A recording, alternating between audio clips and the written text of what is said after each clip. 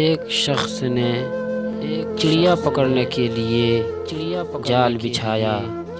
اتفاق سے ایک چڑیا اس میں پھنس گئی اور شکاری نے اسے پکڑ لیا۔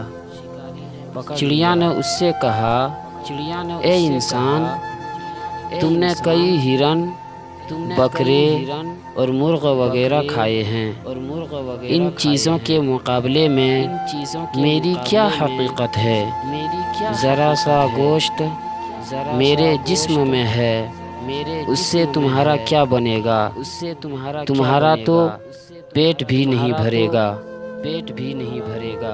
لیکن اگر تم مجھے آزاد کر دو تو میں تمہیں 3 نصیحتیں کروں گی جن پر عمل کرنا تمہارے لیے بہت مفید ہوگا۔ ان میں سے ایک نصیحت تو میں ابھی کروں گی، جبکہ دوسری اس وقت جب تم مجھے چھوڑ دو گے اور میں دیوار پر جا بیٹھوں گی۔ اس کے بعد تیسری اور آخری نصیحت اس وقت کروں گی جب دیوار سے اڑ کر سامنے درخت کی شاخ پر جا بیٹھوں گی۔ اس شخص کے دل میں تجسس پیدا ہوا کہ نہ جانے چڑیا کیا فائدہ مند نصیحتیں کرے گی۔ اس نے چڑیا کی بات مانتے ہوئے اس سے پوچھا، تم مجھے پہلی نصیحت کرو، پھر میں تمہیں چھوڑ دوں گا۔ چنانچہ چڑیا نے کہا، میری پہلی نصیحت یہ ہے کہ جو بات کبھی نہیں ہو سکتی اس کا یقین مت کرنا۔ یہ سن کر اس آدمی نے چڑیا کو چھوڑ دیا اور وہ سامنے دیوار پر جا بیٹھی۔ پھر بولی، میری دوسری نصیحت یہ ہے کہ جو بات ہو جائے اس کا غم نہ کرنا۔ اور پھر کہنے لگی، اے بھلے انسان، تم نے مجھے چھوڑ کر بہت بڑی غلطی کی، کیونکہ میرے پیٹ میں پاؤں بھر کا انتہائی نایاب پتھر ہے۔ اگر تم مجھے ذبح کرتے اور میرے پیٹ سے اس موتی کو نکال لیتے تو اس کے فروخت کرنے سے تمہیں اس قدر دولت حاصل ہوتی کہ تمہاری آنے والی کئی نسلوں کے لیے کافی ہوتی اور تم بہت بڑے رئیس ہو جاتے۔ اس شخص نے جو یہ بات سنی تو افسوس کرنے لگا اور پچھتایا کہ اس چڑیا کو چھوڑ کر اپنی زندگی کی بہت بڑی غلطی کی۔ اگر اسے نہ چھوڑتا تو میری نسلیں سنور جاتی۔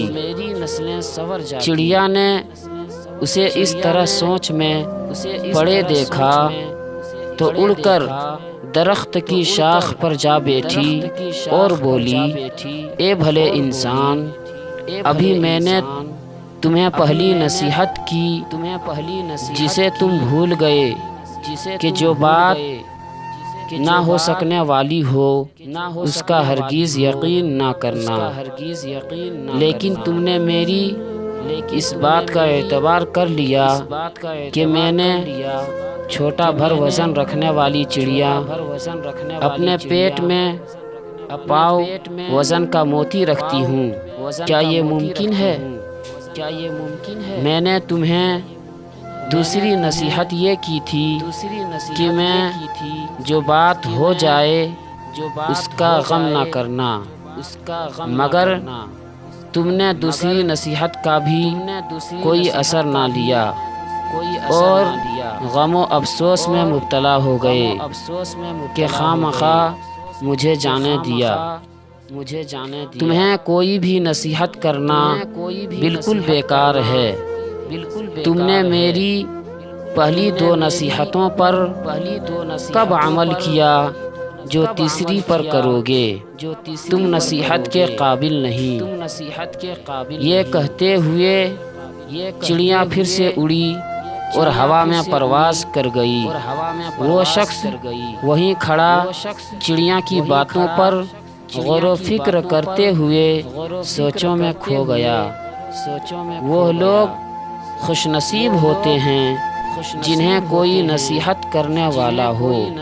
ہم اکثر خود کو عقل کل سمجھتے ہوئے اپنے مخلص ساتھیوں اور بزرگوں کی نصیحتوں پر کان نہیں دھرتے، اور اس میں نقصان ہمارا ہی ہوتا ہے۔ یہ نصیحتیں صرف کہنے کی باتیں نہیں ہوتی کہ کسی نے کہہ دیا اور ہم نے سن لیا، بلکہ دانائی اور دوسروں کے تجربات سے حاصل ہونے والی انمول اثاثے ہیں جو یقیناً ہمارے لیے مشعل راہ ثابت ہو سکتے ہیں اگر ہم ان نصیحتوں پر عمل بھی کریں۔